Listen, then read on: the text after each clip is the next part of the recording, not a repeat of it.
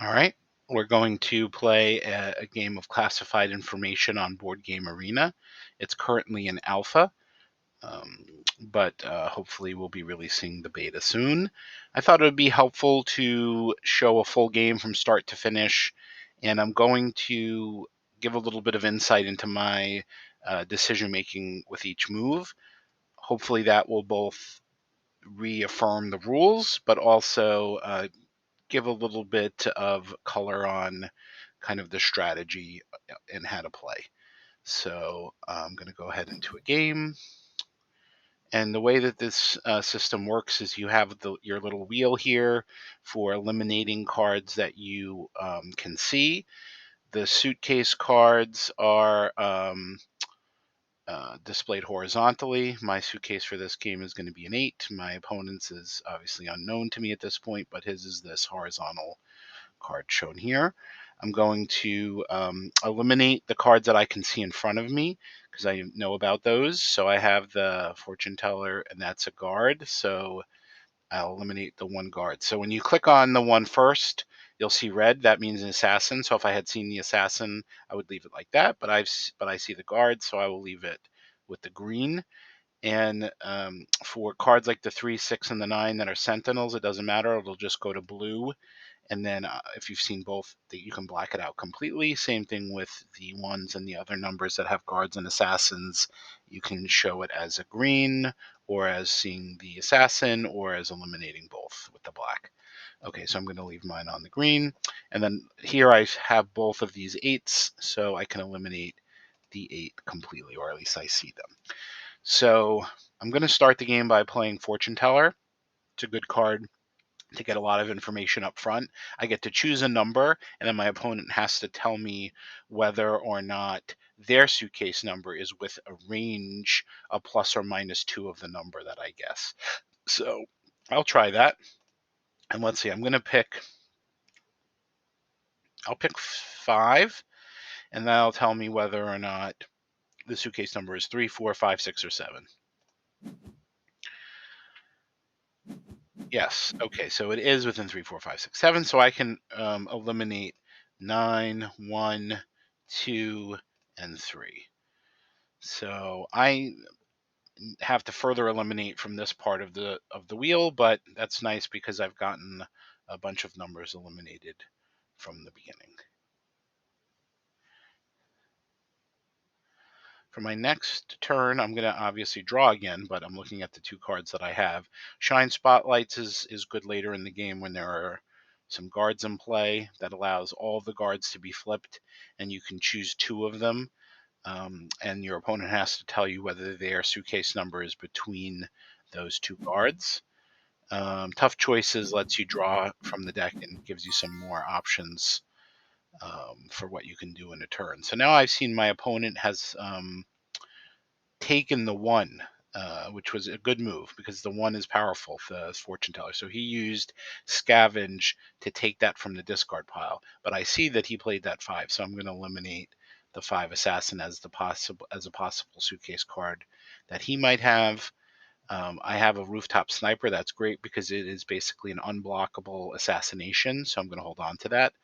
I think my move will be Tough Choices. That'll let me look at 2 cards from the draw deck, and then I can choose one to play, and then one gets shuffled back in from the discard pile. So it gives me both some options I don't have currently, but and also lets me see some cards for purposes of elimination. So let me deploy Tough Choices, and then okay, so that 7 is good. The 7 of the 7 guard, so I can eliminate that from my wheel. I know he can't have the 7 guard as his suitcase.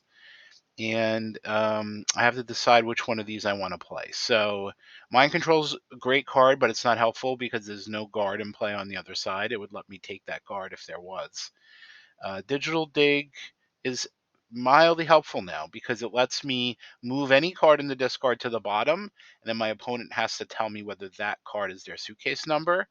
And also I get to peek, so it will give me a little bit more information. So I'm going to choose that, and because I know it can't be the 3s, I have to choose the 5 from the discard pile, and then my opponent will tell me if his suitcase number is the 5. So that's helpful. So let's deploy that 7, and I'm going to choose this 5. Okay, and it's not a 5, and I get to peek, and I also see a 6 is coming up. So there's one 6 that's eliminated, and I know it's not a 5. So there's a 25% chance of a 6, 25% chance of a 7, and a 50% chance of the 4, because I've seen neither of the 4s, and there's 2 of every card in the deck. So now I have to pick a card to go back into the deck. I'm going to pick Suitcase Handoff. While, that's a powerful card, it's really only powerful if there are 3 guards in play, and I'd rather not put Scavenge back into play. So I'm going to put Suitcase Handoff back into the deck, and then that'll get shuffled in. I can choose the order that these go into the discard pile, and that's my turn.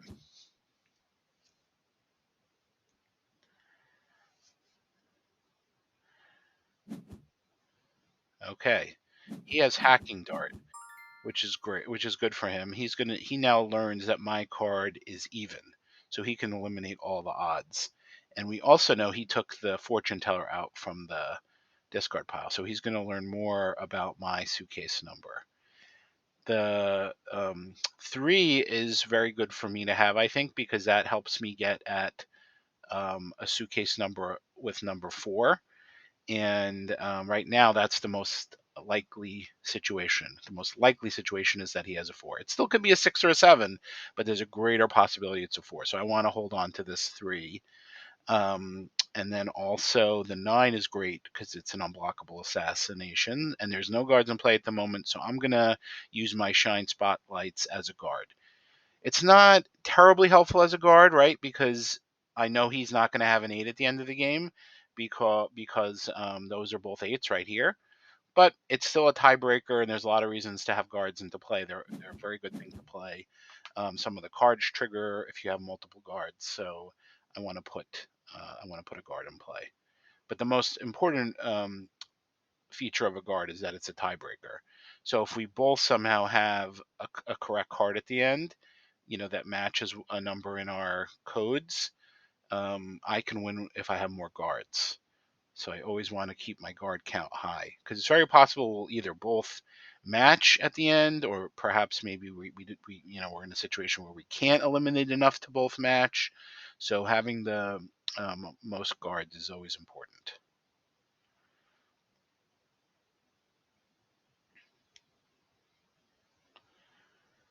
There is still going to be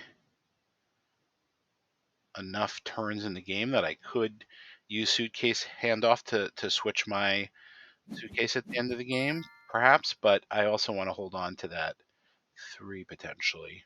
Now I have some more options. I just drew the 5. The 5 helps me get at both 4s and the 6. So the 5 is actually a better card to end the game with. Um, and right now I have to decide what I want to do. So my opponent put a guard out. I'm gonna deploy this Rooftop Sniper, not assassinate. I'm gonna use it for its actual ability, but its actual ability is to assassinate an opponent's guard, but it does so without comparing anything. So this will just be an automatic win, and I can eliminate this card right here. So let's see what it is. Okay, it's a 6, which we knew. So we can't eliminate 6s from being in contention because this is probably the same 6 we saw when we did the peak. But if we see another 6, then we're pretty sure it can't be a 6. All right, so that's it. That will be my turn. I'm still winning on the guard count now because I was able to eliminate his guard. And luckily, the Sentinels can be played as both a guard or assassin. So because I want to end the game with this 5, which the 5 means I have basically a 75% chance of winning.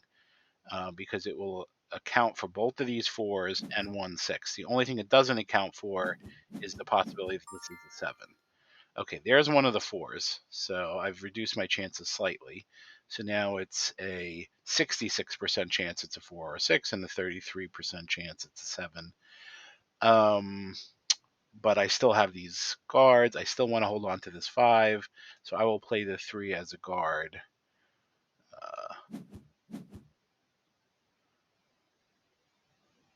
Now my opponent still has to play 2 cards and end the game with 1. So they could play 2 guards theoretically. Um, and that would tie on guards, but I do also have this 4 assassins. So if my opponent does play 2 cards, I will at least try to assassinate one of them with this 4. Cash is a really cool card. I didn't need to use it for its ability because I just want to use it for the fact that it's a 5. But it gives you some more options. It lets you take a card from the discard pile, either the top or bottom, and sort of leave it off to the side and use that potentially on your last turn if you think that would be helpful to crack your opponent's suitcase. So cash is pretty good to get some options. Um, my opponent did mind control, so that's interesting. So he took that 8. The give and take for mind control is that he had to disclose to me that 8 was not in his number, which is interesting because now I know he doesn't have the 7. But it's obviously much more helpful for him to have that 8 than to give me that information currently because it didn't really impact anything because I was going to keep this 5 either way. It's also not great because this 4 um, does not attack this 8. So he threw a wrench into things by doing mind control. It was a really good move. Right, this 4 won't be able to assassinate this 8 because 3, 4, and 5 don't match any of the numbers in that code. So I could exchange some guards, but exchanging doesn't really help me on the guard count. Um, so unfortunately, I'm in a situation where I'm just going to have to encrypt this, which is not really what I want to do, but I do want to hold on to that 5. Um, so that's what I have to do. And this could be a move that puts my opponent ahead because now he's either going to try to assassinate this, or if he has a guard, play that guard. Yep. So he's going to end the game with the better guard count. So if he matches me and I match him, he's going to win. And he did. So he pulled out a win at the last minute there, and that it was all because of mind control. So that was a good, and because my 4 wasn't helpful to assassinate. If my 4 was helpful to assassinate that 8, we would have tied. Because he would have had no guards and I would have had no guards. But that was a very, very close one, and that was a good game. Okay, thanks for watching.